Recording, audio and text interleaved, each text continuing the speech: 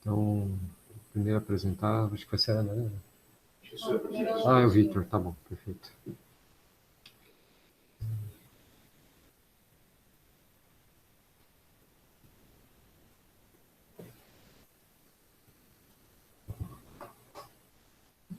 Maravilha, Victor, obrigado. Fala, pessoal. Vou apresentar esse primeiro trabalho aqui, que é um argentino, falando um pouco sobre a correlação entre o tipo de acidose metabólica e o desfecho de doentes críticos. Roubei um pouquinho, né, que está sem o cronômetro dos slides, mas vou tentar não me estender muito. Então, começando, os autores introduzem o assunto falando que a acidose metabólica no doente crítico se associa com o desfecho de uma maneira complexa, sendo que a etiologia da acidose parece ter uma relação mais forte com o desfecho do que a própria intensidade da acidose. Alguns estudos prévios mostraram que a gravidade dos tipos de acidose seguia essa ordem, pior sendo a acidose lática, depois a acidose de íons não mensuráveis e, por fim, a acidose hiperclorêmica, né, que teriam uma gravidade parecida com pacientes sem acidose metabólica, mas também tem evidências de que a acidose hiperclorêmica se associava à disfunção imune, disfunção renal e outros piores desfechos em outras subpopulações. Então, o estudo objetivou avaliar a associação entre os principais tipos de acidose metabólica e mortalidade de doentes críticos. Uma coorte prospectiva em UTI de Buenos Aires clínico-cirúrgica de 2006 a 2014. Eram doentes adultos admitidos na UTI com permanência de pelo menos 24 horas. Eles excluíram registros equivocados ou incompletos, seguiram os doentes até alta hospitalar ou óbito. Os dados que eles obtiveram, dados antropométricos, uso de vasopressor, ventilação mecânica, calcularam esses scores de gravidade, viram se o paciente sobreviveu à internação ou não e coletaram os dados para avaliar os distúrbios ácido básicos. O que eles calcularam foi o bicarbonato, pelo Henderson Hasselbalch, o Bezeqs pelo Van Slyke, o anion gap com o potássio corrigido para albumina, o cloro corrigido utilizando o sódio. Essa correção eu particularmente nunca tinha visto, e além disso, eles consideraram os íons não mensuráveis como o anion gap corrigido menos o lactato, que tinha, segundo eles, uma boa correlação com o SIG, que é um outro método de avaliar a distribuição ácido básico que a gente já conhece.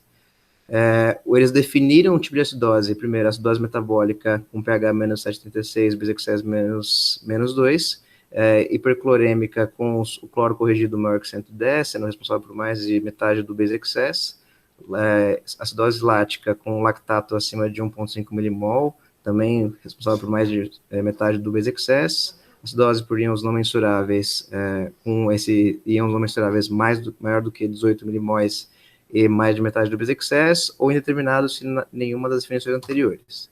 Os resultados, esses aqui são os dados dos doentes da coorte inteira, dividindo entre os que sobreviveram e os que faleceram. De maneira geral, dá para ver que os doentes que faleceram, intuitivamente, eles eram doentes mais graves, doentes mais velhos, usaram mais ventilação mecânica, mais vasopressor. Não teve uma relação com o pH menor, né, uma coisa que já tinha sido visto em outros estudos, mas teve uma diferença entre a etiologia das acidoses. Aqui, mostrando mais os doentes que tinham acidose metabólica, e é um perfil bem parecido, doentes que faleceram, doentes mais graves, mais velhos, usaram mais suporte orgânico. Aqui teve uma certa relevância o pH dos doentes, mas menos do que a etiologia em si. Aqui a gente tem nesse gráfico a mortalidade pelo tipo de acidose, viu que aqueles dados anteriores se viram também nesse estudo, com a acidose lática sendo associada a maior gravidade, depois íons não mensuráveis, e depois a acidose indeterminada, e por fim a hiperclorêmica, não tendo diferença de desfecho com os pacientes que não tinham acidose metabólica. Aqui é para ver a correlação assim, quase linear entre maiores níveis de lactato e íons não mensuráveis com a mortalidade, e em cima são os resultados da coorte geral, e embaixo só os que tinham acidose metabólica mesmo. E, ademais, eles falaram que os pacientes, eles acabaram não considerando como acidose metabólica os que tinham algum distúrbio que acabasse compensando o pH. A frequência que eles viram das acidoses, então, foi a mais frequente íons não mensuráveis, depois hipercloremia, depois hiperlactatemia e, por fim, a não definida. acidose por íons não mensuráveis, 4% eram cetoacidose, 27% associado à disfunção renal, outros sem outra etiologia associada, que eles conseguiram identificar. A concentração de lactato e íons não mensuráveis foram associados a piores desfechos, mesmo ajustando para confundidores. A acidose por íons não mensuráveis foi o distúrbio mais frequente. Nesse trabalho também, a acidose hiperclorêmica não teve associação com piores desfechos.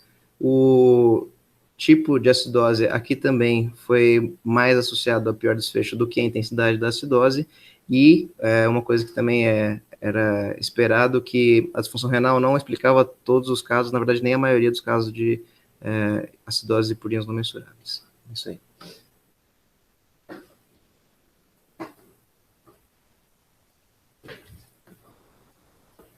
Obrigado, Vitor.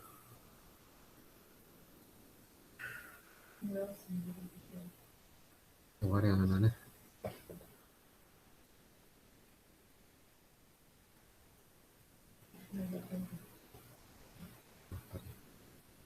Só travar.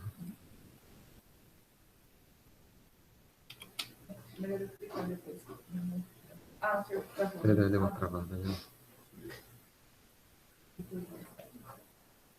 Eu acho que é assim que você mudasse.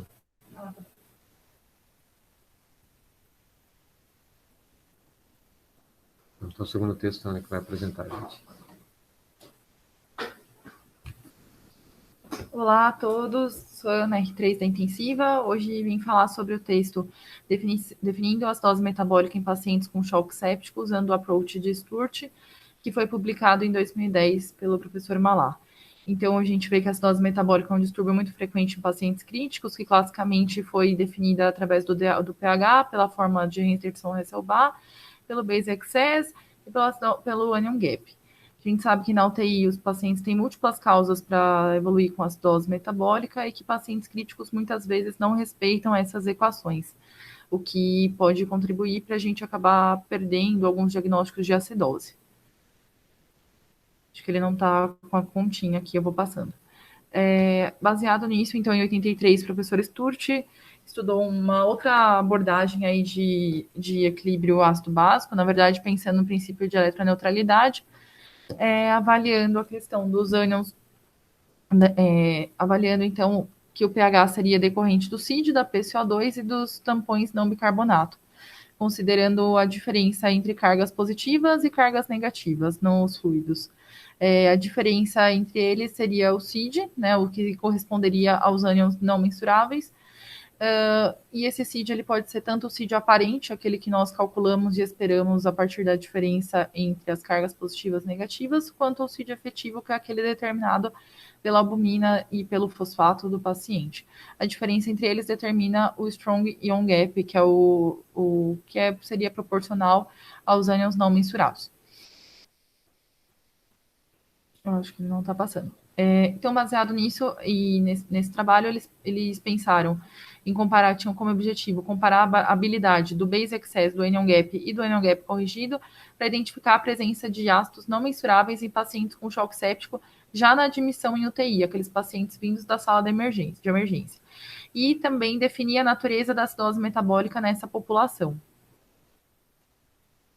Para isso, eles fizeram um estudo observacional prospectivo unicêntrico na França, cujos dados foram coletados entre 2007 a 2008, que incluíram pacientes com choque séptico já naquela fase logo pós-admissão, com menos de 24 horas de disfunções orgânicas.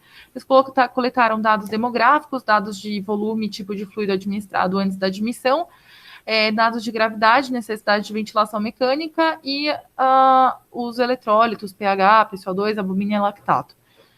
Foram excluídos pacientes que não tinham esses dados e chegando a um N final de 30 pacientes.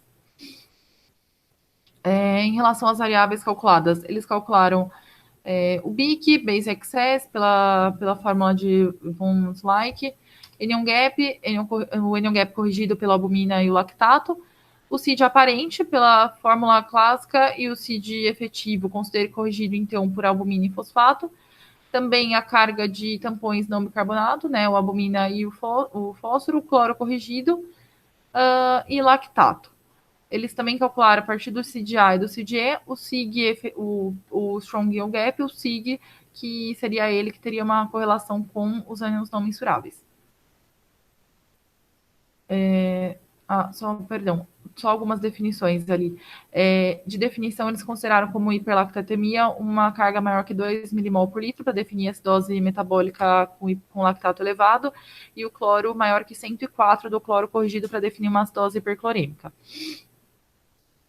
De análise estatística, então, só ressaltando algumas coisas, né? Apresentaram os dados como mediana, correlacionaram SIG, base excess, anion gap e anion corrigido, todos esses pelo SIG, usando um coeficiente de Pearson, e fizeram um plot de blend Altman que eu vou mostrar pela frente, considerando aí uma significância estatística quando tivesse um P menor que 0,05.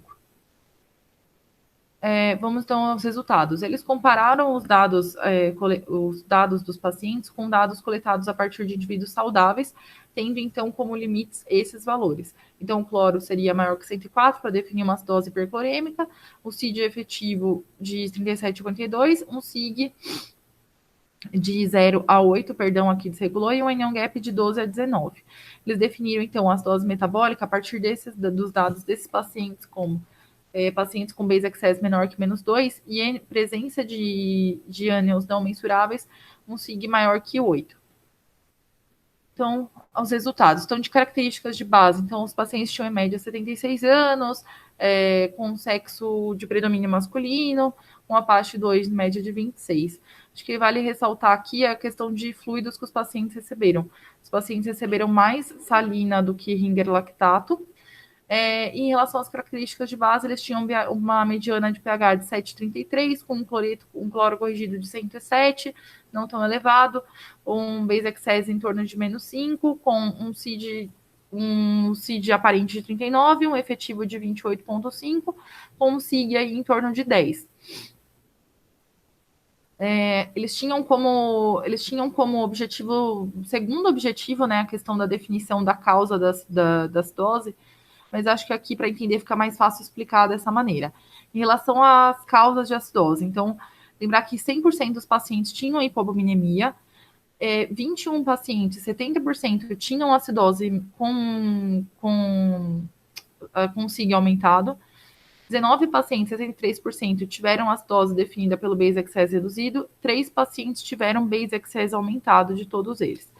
E apenas 2 pacientes tiveram hipercloремia isolada. Então, nós chegamos que as principais causas de acidose metabólica foram SIG elevado, né, ânions não mensuráveis e hipercloremia. Em relação aos pacientes que tinham base excess reduzido, todos eles tinham correspondente um CID efetivo reduzido. Só que dos pacientes que tinham base excess normal, 75% deles tinham um CID efetivo reduzido, ou seja, eles tinham algum grau de acidose, e o mesmo ocorreu em pacientes que tinham base excess aumentado. Assim, se a gente for ver pelo CID, a gente consegue diagnosticar, eles conseguiram perceber que mais pacientes tinham acidose. Nesses pacientes que tinham essa discordância de base excess e SIG, eles viram o quê? Que os pacientes que tinham essa discordância, eles tinham um cloreto mais baixo de 103, eles tinham recebido menos salina e mais Ringer em relação aos pacientes que tinham SIG elevado com base excess reduzido, o que seria aí um possível efeito alcolinizante por uma hipocloremia relativa. Então, eles fizeram uma regressão linear, então, a partir desses dados, para tentar correlacionar o base excess com o SIG, foi visto que não tinha muita correlação, é um efeito aí bem dissolante. Então, esse era o principal objetivo, né? Estabelecer a relação entre base excess, anion gap corrigido com o SIG, que seria como que um basal. Vendo aqui na regressão da curva, na regressão entre anion gap e SIG, a gente vê também que é um valor bem variável, mas o que eles atingiram o que eles identificaram é que o anion gap corrigido mostrou uma boa correlação com o SIG aumentado. Apenas 10% dos pacientes que tinham anion gap corrigido normal tinham SIG aumentado. aqui no annual gap corrigido... Opa, perdão, desculpa. Aqui. Então, eles fizeram aqui aqui sem o plot de Blind Altman, que mostrou o quê? Que dentro aqui do intervalo dentro de 95% das vezes, há uma boa correlação entre o SIG e annual gap corrigido. E fazendo aqui uma análise das curvas ROC, a gente vê que o annual gap foi o que teve uma melhor correlação entre o annual gap corrigido e o SIG. Tem um viés de 0 com uma precisão de 1,22. Então, na discussão, né, em relação aos pontos que os autores queriam avaliar, 33% dos pacientes que tinham annual gap aumentados tiveram BIC e base excess normais, mostrando aí que o SIG, né, a presença de ácidos não mensuráveis, tem uma maior sensibilidade para diagnóstico de acidose. Eles também estabeleceram que anion gap e base excess tem uma relação fraca com a presença de ânions não mensuráveis, que esses pacientes podem ter mecanismos conjuntos de acidose metabólica, e isso já tinha sido visto em outros estudos. O que mudou, a diferença desse estudo é que, diferente de outros estudos que os pacientes tinham efeito pró-alcalinizante por hipoaminemia, aqui isso derivou da questão da hipocloремia relativa, o que pode estar relacionado à expansão volêmica inicial desses pacientes. Eles viram também que o annual gap corrigido possui uma boa correlação com o SIG, o que poderia ser usado aí para uma avaliação no setor de emergência, enfim. E persistimos aqui com aquelas dúvidas, né? Quais são os principais ânions não mensuráveis, quais seriam, então, os possíveis valores de referência para a utilização do SIG. Em relação aos principais mecanismos de acidose metabólica, aqui nesse estudo os dois principais mecanismos foram a presença de ânions não mensuráveis, excluído o lactato, e a hipercloremia. Lembrando que isso também pode estar relacionado ao quanto que esses pacientes receberam de volume, a efeitos pela própria salina, e também por possíveis efeitos de shift relacionados ao processo fisiopatológico aí da sepse. A gente também vê que na hiperlactatemia, 37% dos pacientes que tinham SIG aumentado tinham lactato normal. Lembrando que numa questão de um choque séptico, nem tudo é lactato, né? Que muitas vezes nós vemos pacientes acidóticos sem lactato muito elevado, enfim. Em relação às limitações, é um estudo com N pequeno, né? Não analisou essa fase pré-ressuscitação, que eu acho que para nós seria mais interessante. Seria interessante a gente saber antes da ressuscitação como isso funcionaria, e foi um estudo observacional. Então, de conclusões, a minha impressão foi que a presença, os ácidos não mensuráveis, né, a gente dosar o SIG possui uma maior sensibilidade para diagnóstico de acidose metabólica, e permite também a gente tentar entender qual é o mecanismo subjacente da acidose. A gente sabe que esses pacientes em contexto de UTI tem múltiplos mecanismos para ter uma acidose, e me deixou com uma curiosidade em relação a esse estudo, para estudos como o Vitinho apresentou agora, quais seriam os possíveis desfechos correlacionados. E só lembrar também da questão da hipercloremia, que muitas vezes pode ser causada pela própria expansão volêmica que nós usamos. É isso.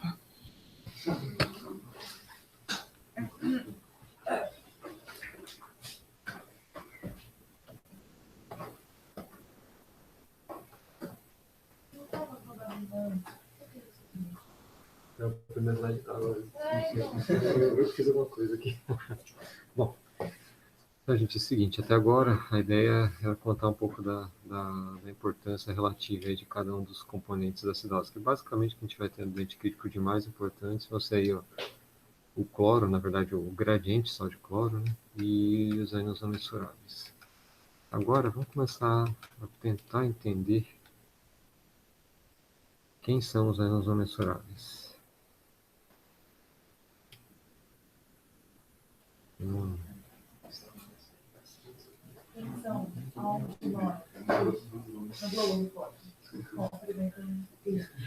Bom, se a resposta fosse fácil, já ia ter tudo isso. Bom, boa tarde. Sou Guilherme, R3. E, bom, eu vou apresentar o trabalho, mas acho que no final dele a gente vai continuar sem entender quem eles são. Mas vamos lá. a tentativa é o que vai. É um trabalho de um grupo holandês, da doutora Miriam, e eles tentaram avaliar exatamente, nesses anos que a gente não consegue medir, qual é a contribuição de alguns metabólitos que a gente possa pensar exatamente para essa porção que a gente não sabe entender exatamente o que é. Então, o racional do estudo é exatamente o que a Ana acabou de falar. Se a gente desconta dos cátions fortes, os ânions fortes, basicamente o cloro, a gente tem um gap, uma diferença que a gente vai chamar de CID aparente. Dentro desse CID aparente, a gente tem a contribuição do fosfato não orgânico, a contribuição da albumina e a contribuição do CO2 na forma de bicarbonato. E a gente chama a contribuição dessas três coisas de CID efetivo, né? Uma parte da contribuição do lactato. E tem ainda uma diferença, que é uma coisa que não sabe o que compõe, que é exatamente o CID. Então, esse trabalho tentou, algumas evidências anteriores mostraram que talvez alguns ácidos, talvez alguns colóides que a gente usa na ressuscitação, alguns intermediários do ciclo de Krebs pudessem compor esse CID. E a hipótese do grupo é de que o CIG seria composto basicamente de ácidos orgânicos, aminoácidos e ácido úrico. Então, eles pegaram 31 pacientes dentro de uma UTI. Esses pacientes eles deveriam ter acidose, era um pH menor que 7,35, um base excess menor ou igual a -5. E esses pacientes eles foram divididos em 3 grupos de SIG. O SIG menor ou igual a 2, que eles chamaram de SIG normal ou SIG baixo. Perdão, eu não consigo voltar. Ah, boa, obrigado. Tá no mouse também. Vou tentar voltar aqui no mouse. Não, aí eu... Era lá. Boa, obrigado. Desculpa. Vamos só... Onde a tela? Deixa eu ver. Vai estar com qualquer coisa.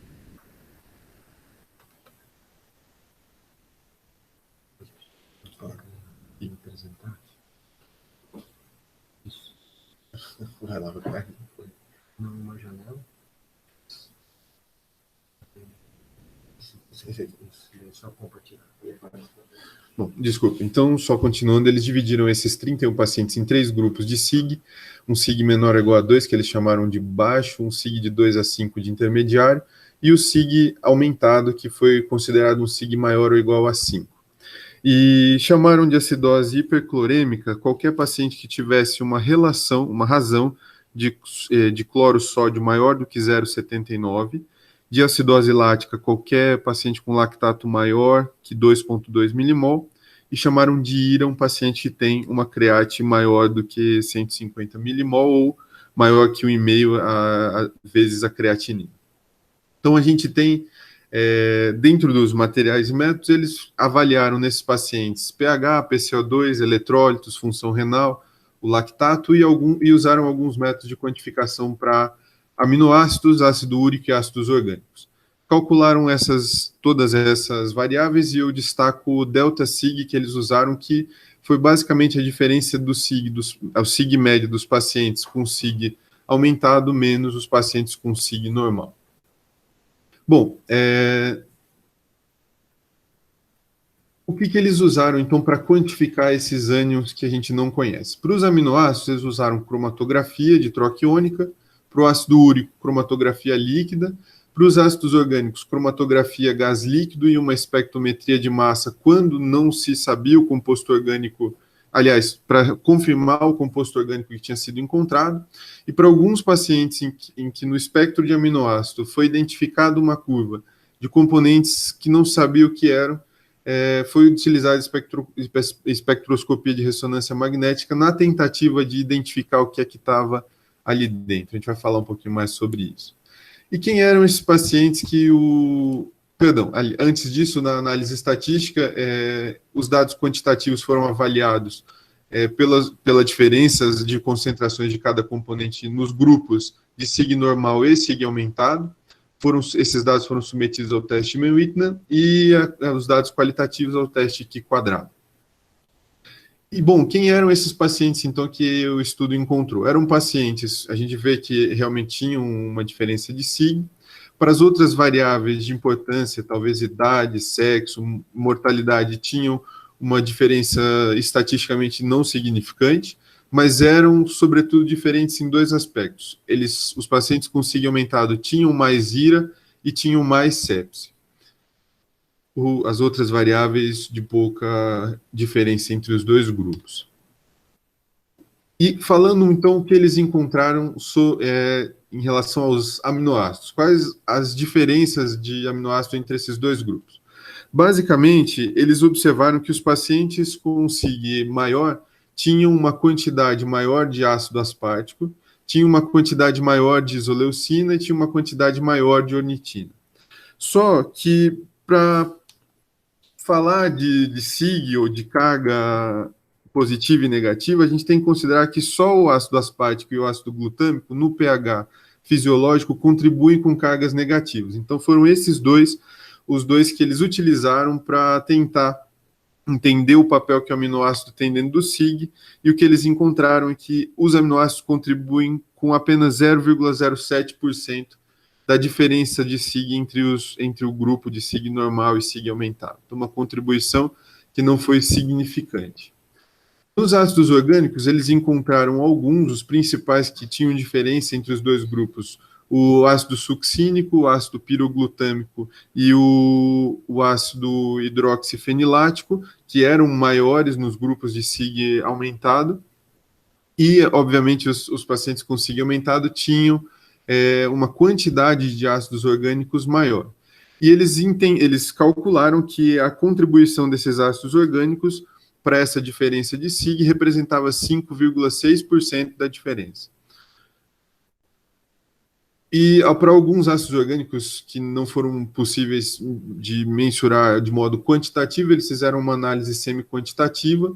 O ácido hemovanílico foi mais elevado em pacientes com SIG aumentado. Esses outros dois ácidos, palmítico e esteárico, estavam um pouco reduzidos de modo significativo nos pacientes com SIG aumentado. Em relação ao ácido úrico, ele foi o componente que isoladamente contribuiu de maneira mais significativa para essa diferença de SIG. Ele sozinho contribui com 2,2%. Então, ele era diferente entre os dois grupos e maior nos pacientes com SIG aumentado. E é exatamente isso que essa tabela tenta resumir, a contribuição de cada um dos três componentes que talvez fossem os principais componentes do SIG. A gente percebe que o ácido úrico, os aminoácidos e os ácidos orgânicos juntos explicam só 7,9% dessa diferença, pouco.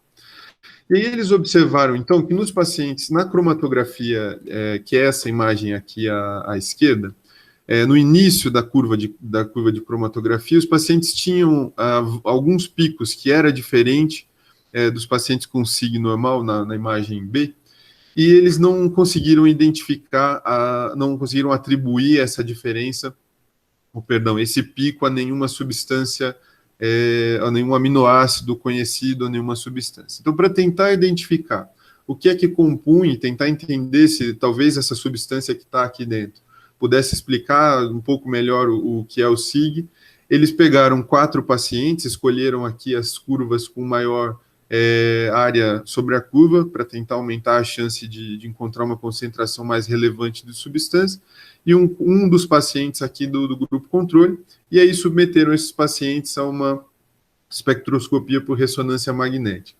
E eles perceberam que, aqui a gente está vendo a espectroscopia do paciente número 1, eles perceberam que, enfim, encontraram uma série de substâncias que a gente já sabia que existiam, mas aqui na faixa entre 1,4 e 1,08, eles encontraram um pico de substâncias que eles também não conseguiram entender o que era.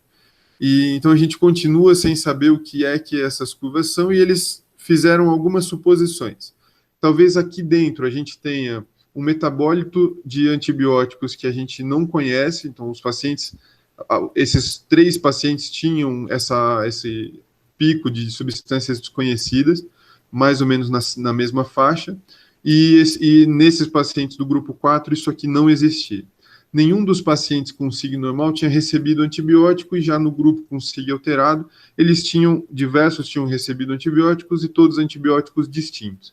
Então pode ser que isso aqui seja um metabólito de alguma medicação que eles tinham administrado, ou ainda algum componente de alguma via metabólica que eles simplesmente não conheciam e não conseguiram identificar.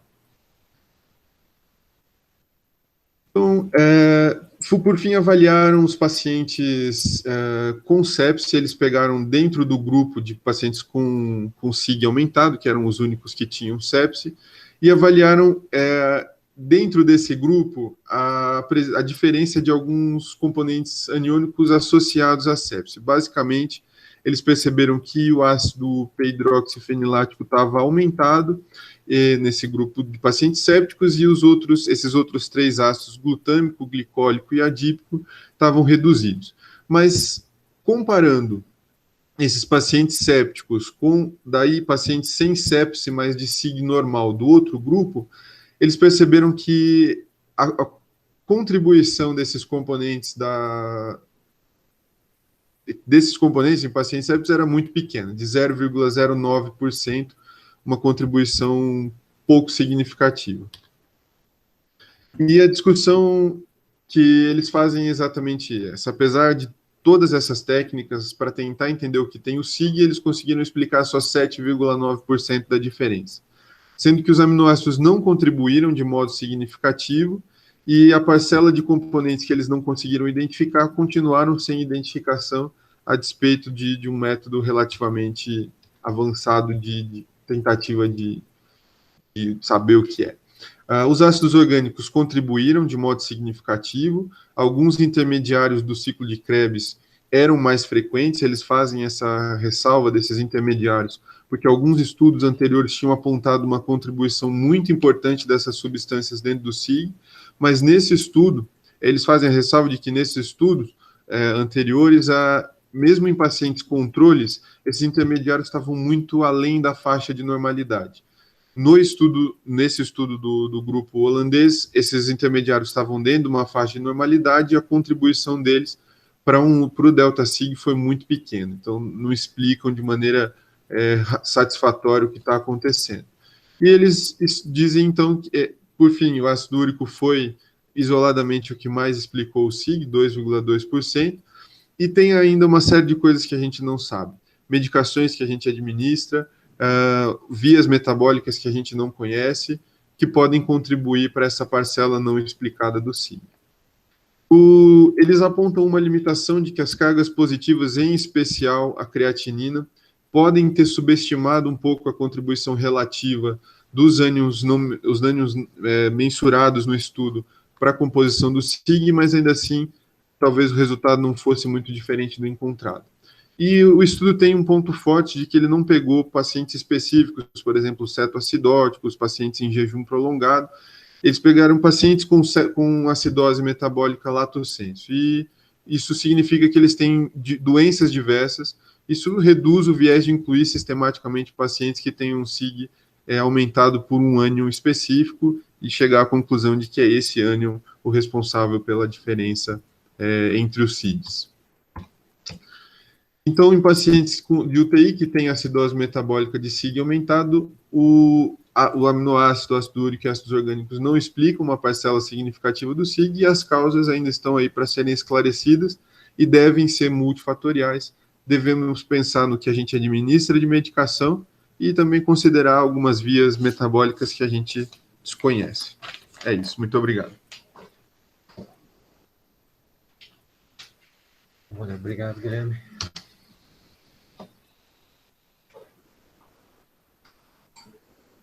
Agora a Ana que vai apresentar o modelo experimental.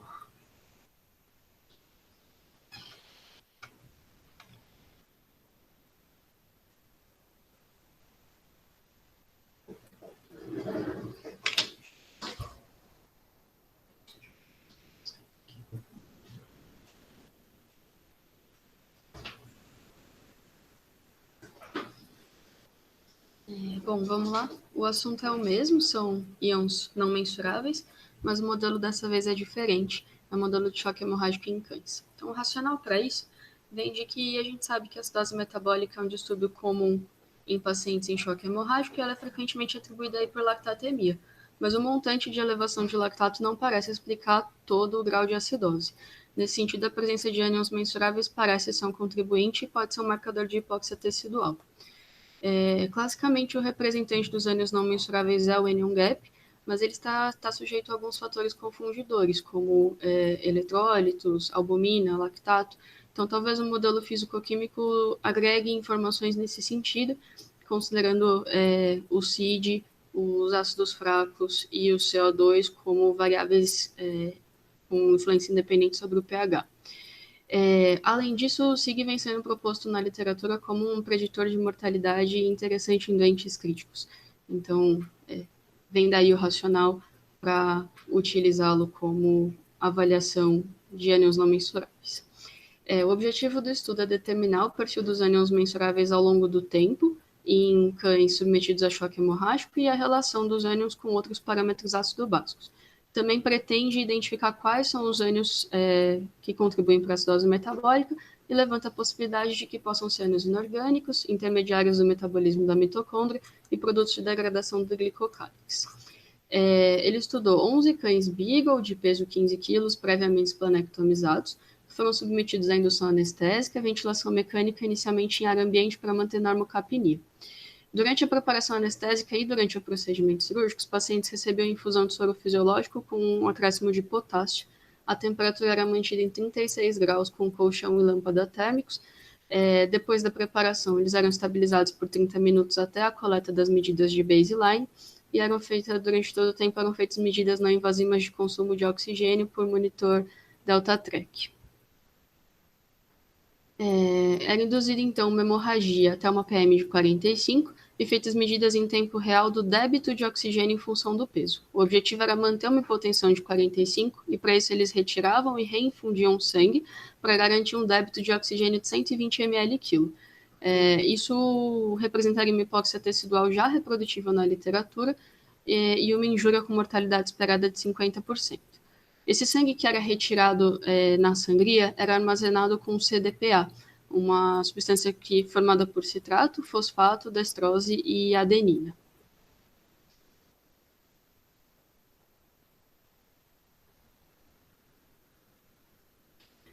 Depois da indução do choque, a FiO2 era aumentada para 100% e era feito um novo set de medidas.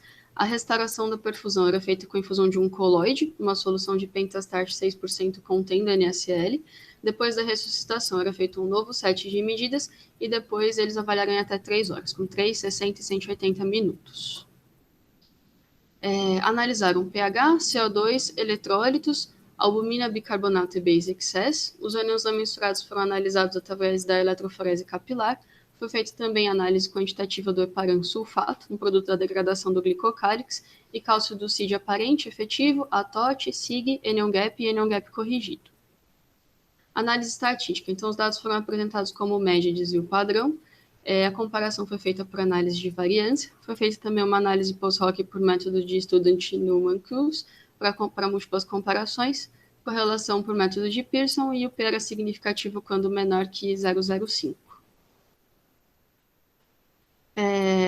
Os resultados, então. Essas são 2 figuras de eletroforese capilar em modelo de capilar e de tampão diferentes. O primeiro pico que a gente vê de carga negativa é representado pelo cloreto, que talvez reflita a infusão já na preparação anestésica de soro fisiológico, e depois picos de outros ânions, como o oxalato e acetato. Os resultados, o que eles viram? Que na indução do choque havia uma queda pronunciada do pH e que depois tendia a se recuperar ao longo do tempo, mas não normalizava. E o base excess seguiu exatamente a mesma tendência. Os pacientes já começavam o experimento hiperclorêmicos, provavelmente pelo soro fisiológico da indução anestésica. Havia uma elevação importante de lactato na indução do choque, que depois começava a clarear, mas também não normalizava. A albumina caía durante todo o experimento. E houve uma queda pronunciada do CID aparente e do CID efetivo, mas mais marcada pelo CID efetivo inicialmente, e que também refletia se viu um aumento do SIG e do anion gap corrigido na indução do choque, levantando mais uma vez a hipótese de que os ânions não mensuráveis talvez tivessem uma representatividade quantitativa importante nesse primeiro momento de indução do choque, pois esses valores tendiam a se normalizar. Essa representação à esquerda do anion gap e à direita do SIG ao longo do tempo, a gente vê que ambos têm um comportamento semelhante e fazem um pico na indução do choque e depois se normalizam, e a correlação entre eles foi de 0,84, com um P significativo. Esse gráfico mostra a análise quantitativa dos ânions que foram mensurados, e é o que a gente vê de mais relevante. Existe uma elevação significativa de acetato e de citrato, cada um deles contribui para a elevação do SIG e do anion gap, e o fumarato e o alfa-cetoglutarato não eram detectados no baseline e passaram a ser na indução do choque, e são intermediários do ciclo de Krebs. Aqui, para a gente ver isso quantitativamente, né, então, o primeiro gráfico é a elevação de lactato, que contribuiu com 4 MECs para a elevação do SIG, do anion gap, isso é 33%, e aí à direita o acetato, canto inferior esquerdo o citrato. Aqui à direita, ele mostrava o heparansulfato, que tinha uma elevação, mas não era significativa. A discussão, então, gira em torno de que parece realmente que os ânions não mensuráveis, expressos ou por anion gap ou por SIG, são provavelmente produzidos durante situação de hipóxia tecidual, e quais eles, né? Então, a gente viu que o citrato e o acetato foram os que tiveram elevação mais significativa. Até se interrogou se o citrato utilizado para o armazenamento do sangue retirado contribuía para essa elevação de citrato. Parece que não, o montante de sangue armazenado não tinha correlação com a elevação de citrato. E aí ele também ressalta que a participação do fumarato do beta-cetoglutarato como talvez indicadores da participação do ciclo de Krebs e da disfunção mitocondrial nesse contexto. O urato, apesar de não ter sofrido elevação significativa, foi significativa a elevação, mas em quantidades muito baixas do ânion, não foi um contribuinte importante, mas também talvez sinalize para o ciclo de Krebs. E o heparansulfato, que alguns estudos sugeriam que nesse contexto de injúria pudesse ser um ânion importante, apesar de uma discreta elevação, não teve um papel marcado na elevação do SIG ou do anion gap.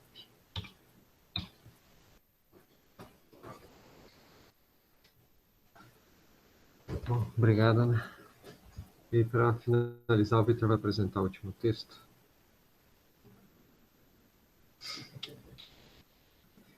Já pedi perdão aqui para o Victor. Foi por falha minha, ele vai apresentar 2 textos.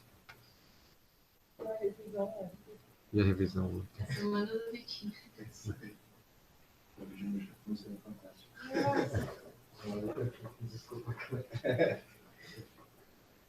Fala, pessoal.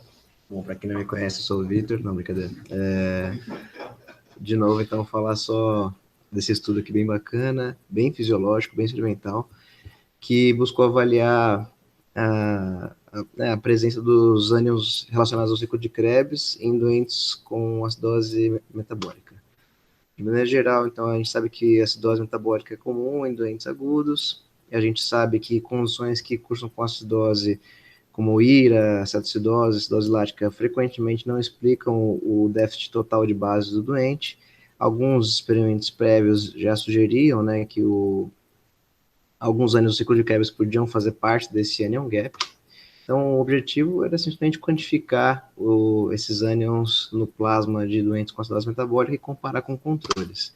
Esse estudo foi feito lá na Inglaterra. Eles coletaram amostras de sangue arterial de doentes com acidose metabólica, com base excess de pelo menos -8, e eles coletavam sangue venoso de funcionários de laboratório como controle. Só para mostrar quais foram os ânions que eles dosaram.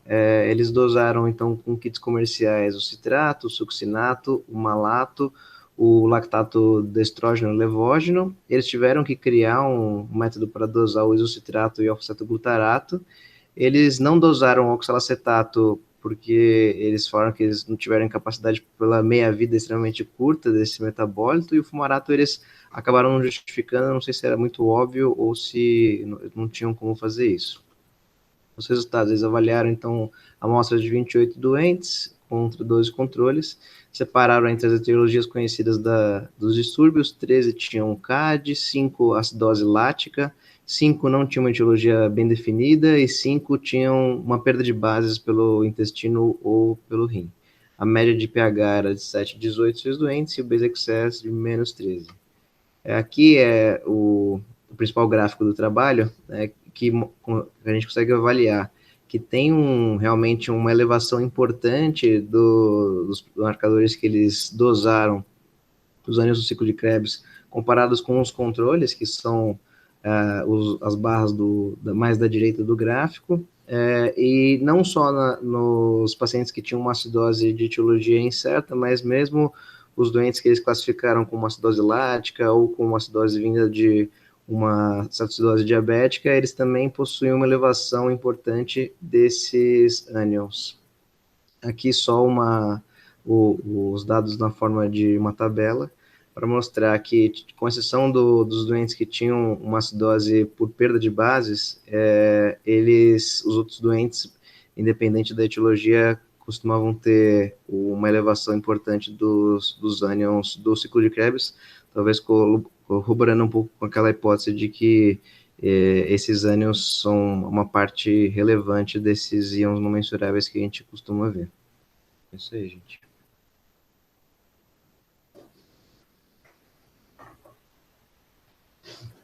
Obrigado, Vitor.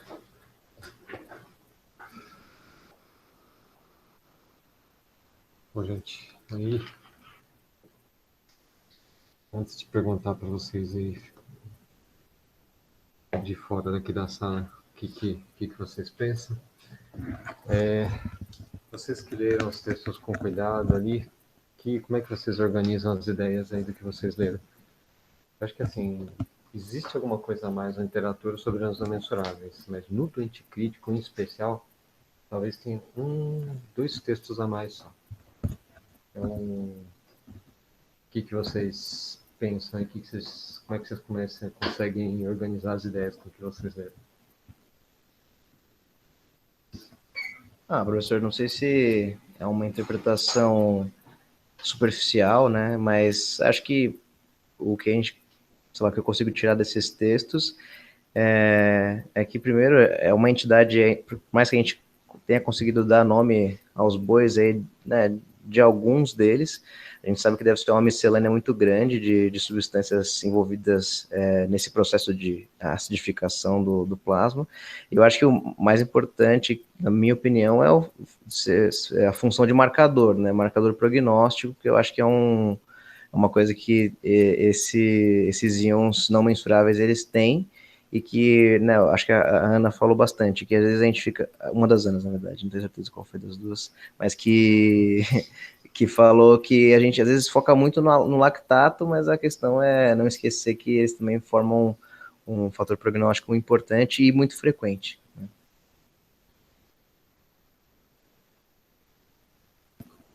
Acho que algo que talvez a gente soubesse um pouco intuitivamente, ou de algo que tivesse lido, e que esses estudos reforçaram, foi a correlação entre o anion gap corrigido e o SIG. Achei interessante que todos os estudos, né, disseram o mesmo sobre isso. Acho interessante a hipótese, a proposta de que talvez o ciclo de Krebs, função mitocondrial, tenha uma contribuição. Talvez a gente aprenda mais sobre isso ao longo do tempo. Agora, o que a gente tem uma tendência, mesmo quando lê estudo fisiológico, de tentar trazer um pouco para o dia a dia, né? Talvez o que tenha me alertado é realmente das coisas que a gente infunde, não só soro fisiológico, porque essa também está martelado na nossa cabeça, mas albumina, sangue, citrato de diversas maneiras, talvez algum malefício de outros coloides passe por agravar a acidose, enfim. Isso, apesar de os estudos não falarem muito sobre isso, todos eles comentam na discussão, algo nesse sentido.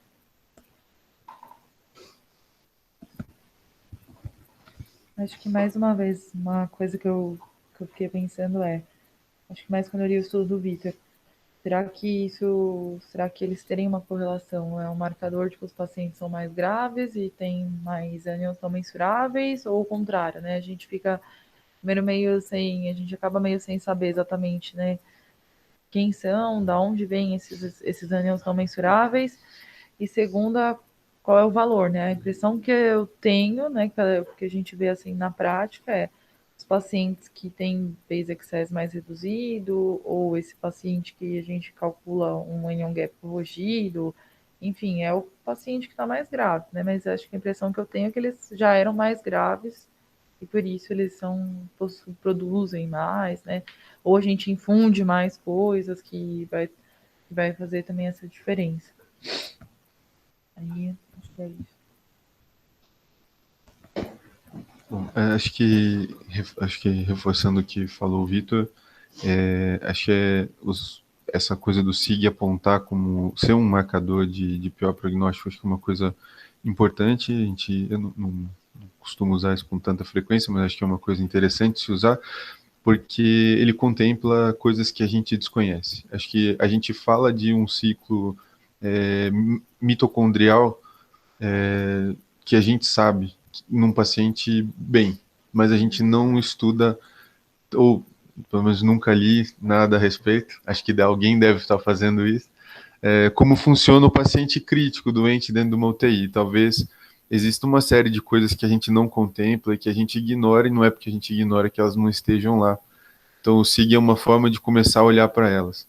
E a outra, acho que o que a Ana falou, a gente coloca coisas dentro dos pacientes, a gente tem que começar a pensar e, se possível, não fazer isso.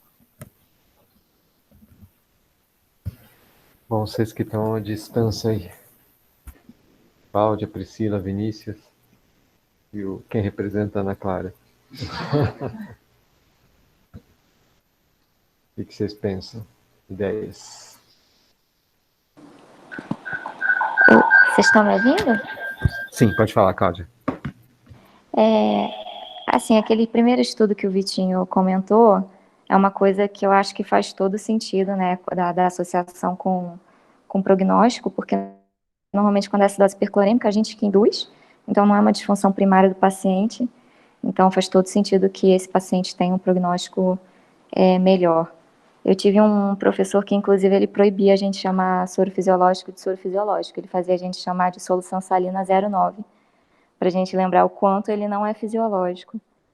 E assim, essa parte aí dos ânions não mensuráveis, eu fiquei um pouco frustrada, porque eu continuo sem saber quem são, e os que eles conseguiram descobrir, eu não sei direito para que eles servem. Então, assim, eu acho que é uma coisa que o Gui falou aí, que existe, a gente não sabe direito, mas acho que é mais para chamar a atenção quanto à gravidade, não explica muita coisa para a gente, né? Perfeito, Cláudia.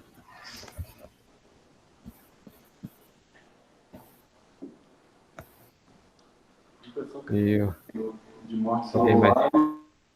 de metabolismo anaeróbio. Ciclo de Krebs.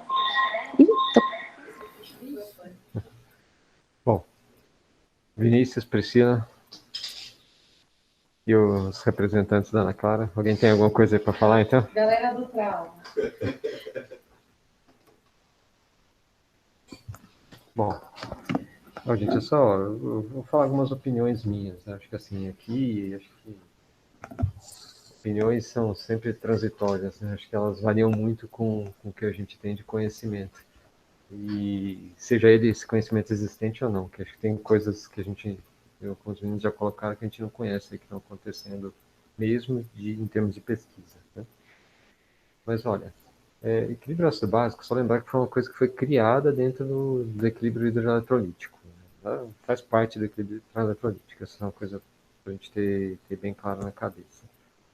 Outra coisa interessante é que a eletroneutralidade, ela deve existir, né? E a eletroneutralidade, acho que assim, ela é intuitiva. Assim, eu acho que ela deve existir, mas certeza a gente nunca tem. Essa é a primeira coisa. A eletroneutralidade, ela vale por compartimentos, né? Não é uma eletroneutralidade para o corpo inteiro.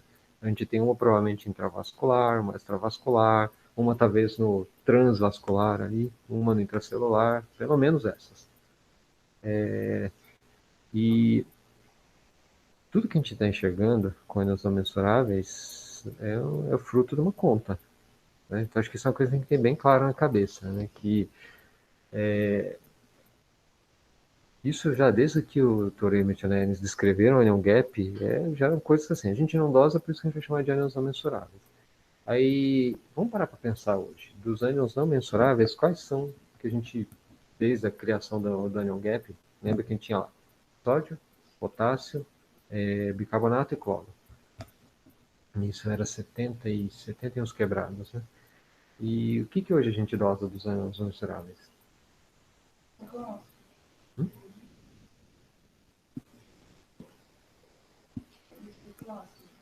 Assim, a grosso modo, fósforo, ele não entra ele entra nos ânions mensuráveis, né? Tanto o fósforo quanto a albumina.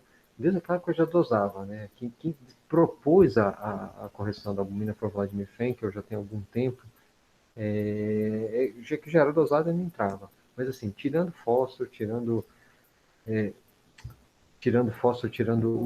a albumina, a lactato é um que a gente dosa, né?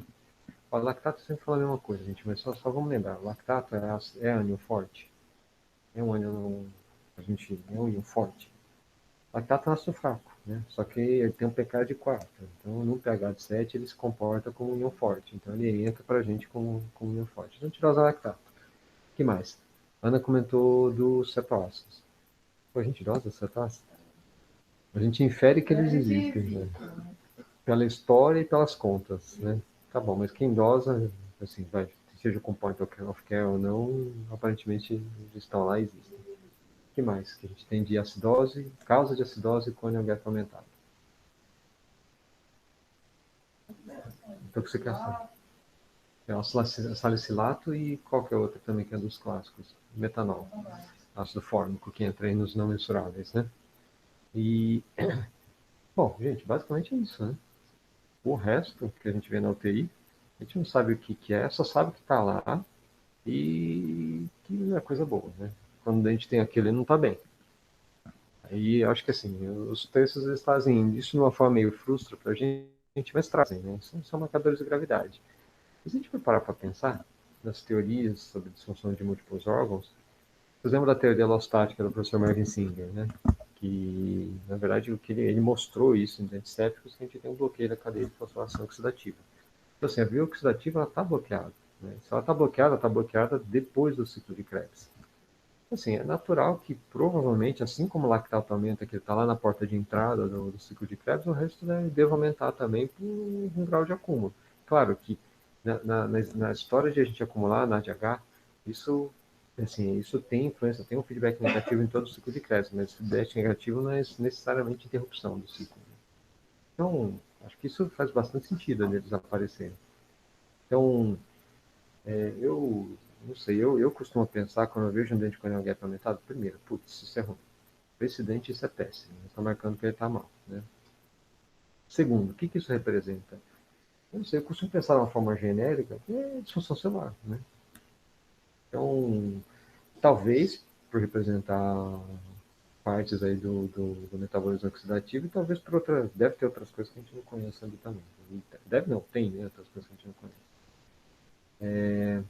Mais uma coisa também disso.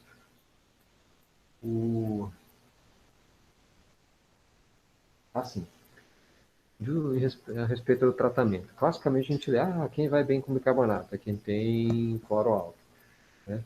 Se a gente for para pensar, cloro é um ânion mensurável, né? Assim, quem tem cloro, quem tem ânion não mensurável, assim, na verdade, do ponto de vista matemático, a gente está aumentando a barra dos ânions, que em geral é a barra da direita, né? Pode ser da esquerda, mas em geral é da direita, do Gamble-grama. E eles representam a mesma coisa. Agora, o que faz o cloro subir, aí é o que a Cláudia colocou, né? Se a gente que deu para o doente, isso talvez seja menos pior, né? Mas lembra, gente, que cloro brota também, né? Nos doentes sépticos e modelo experimental, a gente tem pelo menos duas casuísticas com isso. E assim, a gente tem um ganho ali de uns 3, 4, até 5, 6 milimoles de hipercloremia, que provavelmente é shift de compartimentos. E assim, sem dar cloro para os doentes, sem dar nada de volume para os doentes. Então, assim, hipercloремia também é marcador de gravidade espontaneamente. É claro que se a gente dá cloro e ele explode, isso provavelmente uma coisa está amplificando a outra. Essa é provavelmente, não é certeza. Mas o principal marcador é realmente a barra de ânions não mensurável. E quando você fala assim, vou dar bicarbonato para o doente com hipercloремia, na verdade está equilibrando as barras, né? Está subindo o sódio de um lado, geral do lado esquerdo. Né?